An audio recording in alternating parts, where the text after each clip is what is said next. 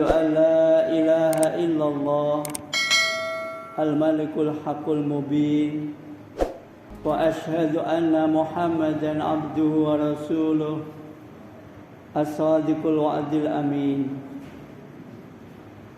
اللهم صل وسلم وبارك على محمد وعلى آله وأصحابه وأمته أجمعين فيا أيها الحاضرون رحمكم الله أوصيكم ونفسي بتقوى الله اتقوا الله حق تقاته ولا تموتن إلا وأنتم مسلمون وقال الله تعالى في القرآن الكريم أعوذ بالله من الشيطان الرجيم بسم الله الرحمن الرحيم إن الذين قالوا ربنا الله ثم استقاموا تتنزل عليهم الملائكة ألا تخافوا ولا تحزنوا وابشروا بالجنة التي كنتم توعدون صدق الله العظيم. Hadirin yang berbahagia rahimakumullah. Alhamdulillah, bersyukur kita karena limpahan rahmat serta karunia Allah yang tiada terkira, sehingga pada siang yang berbahagia ini kita mampu menundukkan hati, jiwa dan raga kita untuk memenuhi panggilannya. Semoga Allah senantiasa menambahkan kesabaran dalam diri kita untuk senantiasa mentaati apa yang menjadi perintahnya dan menjauhi apa yang menjadi larangannya. Insya Allah kalau kita di dalam menjalankan hidup ini senantiasa berada dalam ketaatan, dalam ketakwaan yang sesungguhnya, setiap langkah kita senantiasa ingin mentaati apa yang menjadi perintahnya dan menjauhi apa yang menjadi larangannya, kita bisa berharap menemukan kehidupan di dunia sampai di akhirat nanti, kesejahteraan yang akan kita dapatkan. Hadirin yang berbahagia rahimakumullah, kalau kita memperhatikan gejala sosial yang ada di lingkungan masyarakat kita sekarang ini, sebenarnya banyak hal yang memprihatinkan, bahkan bisa dianggap sangat mengkhawatirkan, menakutkan hati kita. Betapa tidak kita bisa melihat ada seorang suami tega membunuh istrinya, ada seorang anak SD tega mencoblos mata temannya dengan tusuk sate. Tidak hanya dari kalangan bawah, tapi di kalangan atas pun demikian. Bagaimana kita lihat sesama pejabat saling membuka aibnya, merendahkan lawan politiknya, jika perlu mengkriminalisasikan, menampakkan kejelekan lawannya supaya dirinya nampak baik. Gejala sosial yang selama ini kita rasakan barangkali karena ada banyak kekhawatiran dalam hidup kita. Ada yang khawatir karena faktor ekonomi, sehingga ada seorang suami yang tega membunuh istrinya. Ada yang karena faktor gejolak emosional, keinginan yang meluap-luap, sehingga ada bapak memperkosa anaknya. Ada karena ketakutan tidak menjabat lagi di periode berikutnya, sehingga melakukan hal yang harusnya tidak dilakukan. Kekhawatiran, ketakutan, ini yang dirasa dampak sosial yang terasa saat ini. Kemudian bagaimana kita selaku orang yang beriman mensikapi hal-hal yang terjadi di masyarakat sekarang ini? Maka di awal khutbah tadi saya bacakan surat Al-Fussilat ayat yang ke-30, yang Allah memberikan petunjuk kepada kita. A'udzubillahi minasyaitonirrajim. Bismillahirrahmanirrahim. Innal ladzina qalu rabbunallah tsumma istaqamu tatanazzalu 'alaihimul malaikah alla takhafu wa la tahzanu wabshiru bil jannati allati kuntum tu'adun. Shadaqallahul azim. Hadirin yang berbahagia, para mufassir mengartikan ayat ini ditujukan kepada orang yang beriman yang ketika menghadapi sakaratul maut, kemudian Allah mengutus orang-orang yang beriman, yang dia istiqomah, maka diutuslah para malaikat tadi untuk mengatakan alla takhafu wa la tahzanu. Tapi juga para mufassir mengatakan bahwa zaman ini banyak orang yang mengalami sakaratul maut sebelum sakaratul maut sesungguhnya, dengan himpitan ekonomi yang berat, dengan beban hidup yang kadang tidak kita bisa kontrol. Bagaimana harga beras melambung, ini bisa menjadikan sakaratul maut kita datang sebelum sakaratul maut sesungguhnya. Maka hal yang pertama harus kita lakukan adalah istiqomah. Apa itu istiqomah? Yang pertama tadi Allah mengatakan innal ladzina qalu rabbunallah. Sesungguhnya orang-orang yang mengatakan bahwa Allah adalah Rabbku, sumastaqamu, kemudian ia beristiqomah. Istiqomah artinya tetap teguh di dalam akidah, mengatakan Allah adalah Rabbnya. Rabb berarti kita yakini betul bahwa Allah lah yang menciptakan kita. Allah lah yang pasti akan memelihara kita. Allah lah yang pasti akan merawat kita. Ketika keyakinan seperti ini sudah ada dalam diri kita, apa yang perlu kita takuti? Kalau Allah menciptakan, pasti Allah yang akan merawat kita. Tidak ada satu makhluk pun di bumi ini yang tidak diberi rezeki. Inilah wujud perawatan Allah. Ketika kita yakin seperti ini, maka kita tidak akan ada rasa khawatir. Khaliqul bari'ul musawwirul. Allah yang menciptakan, pasti Allah yang akan merawat, yang memberi rezeki kita. Seandainya pun kita memiliki peliharaan di rumah, misalkan ayam, toh setiap pagi kita kasih makan, ketika sore kita kandangkan. Bagaimana pula Allah yang menciptakan kita tidak akan memelihara kita, tidak akan memberi rezeki kita. Keyakinan inilah yang harus senantiasa kita jaga dalam hati kita.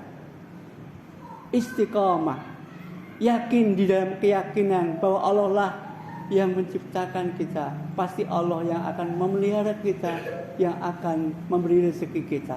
Sumastaqamu, istiqomah.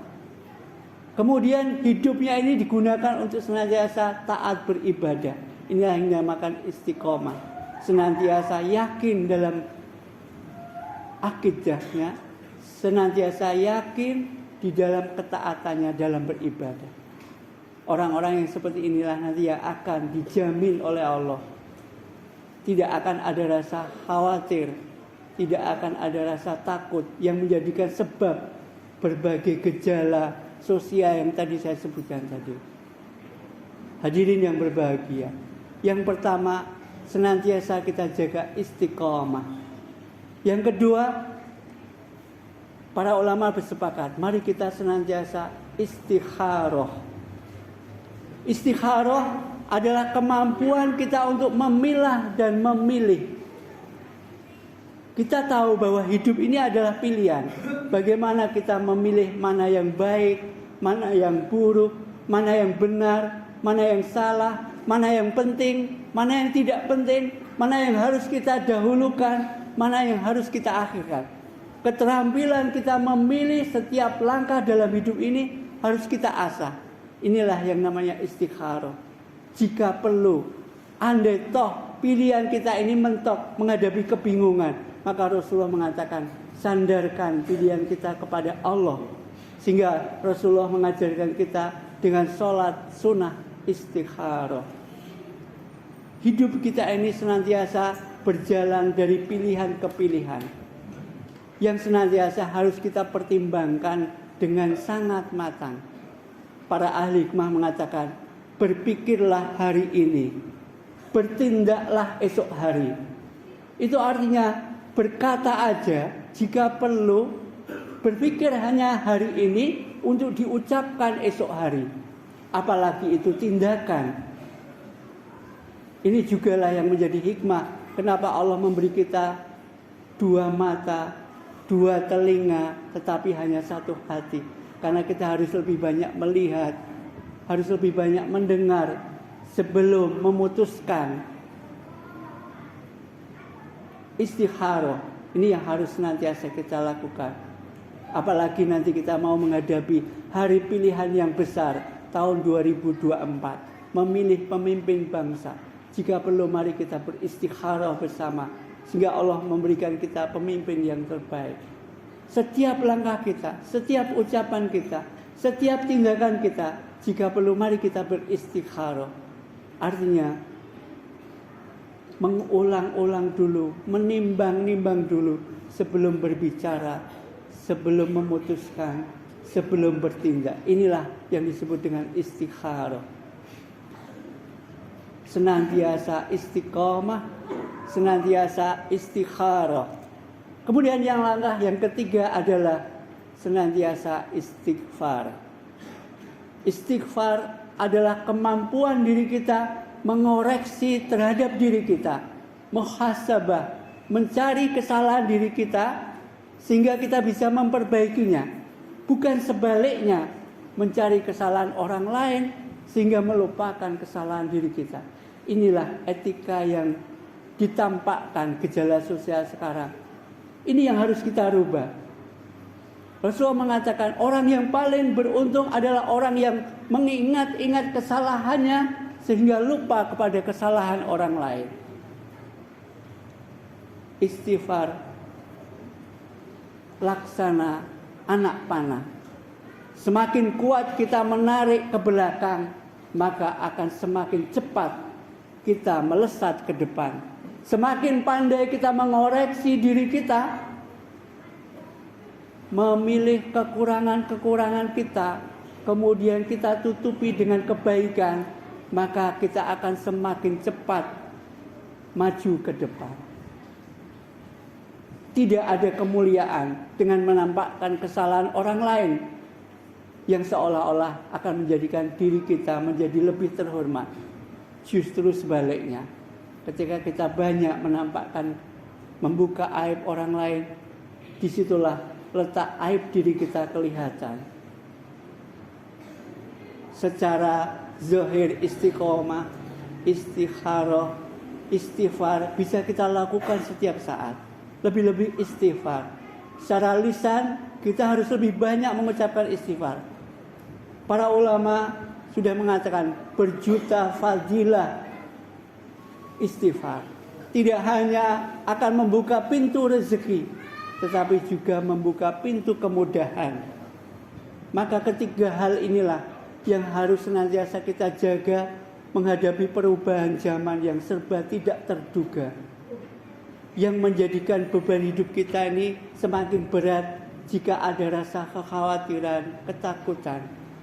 Ini bisa kita usir, bisa kita antisipasi dengan 3I. Senantiasa istiqomah, berpegang teguh kepada akidah yang benar. Senantiasa yakin bahwa Allah lah yang menciptakan dunia seisinya. Senantiasa pasti akan menjaga, memberi rezeki kita. Sehingga hidup kita ini harus senantiasa kita gunakan untuk taat kepadanya. Inilah yang dinamakan istiqomah. Yang kedua, senantiasa istikharah, berpandai-pandai dalam memilah dan memilih dalam setiap langkah hidup kita. Yang ketiga, senantiasa istighfar, mengoreksi diri kita untuk bisa melesat ke depan.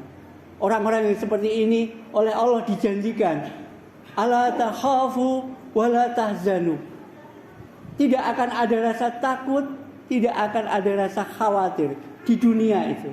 Dihilangkan rasa takutnya, dihilangkan rasa khawatirnya. Di akhirat, wabsiru bil jannatil lati kuntum tu'adun. Berikanlah kabar gembira kepada orang-orang yang seperti tadi dengan surga yang telah dijanjikan. Hadirin yang berbahagia, inilah jalan yang harus kita tempuh menghadapi perubahan zaman. senantiasa istiqomah, senantiasa istikharah, senantiasa istighfar.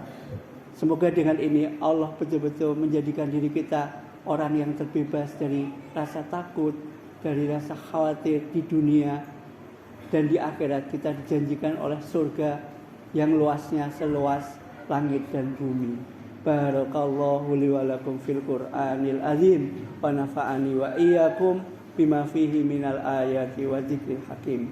Wa taqabbala minni wa minkum tilawatahu fastaghfiruhu innahu huwal ghafurur rahim.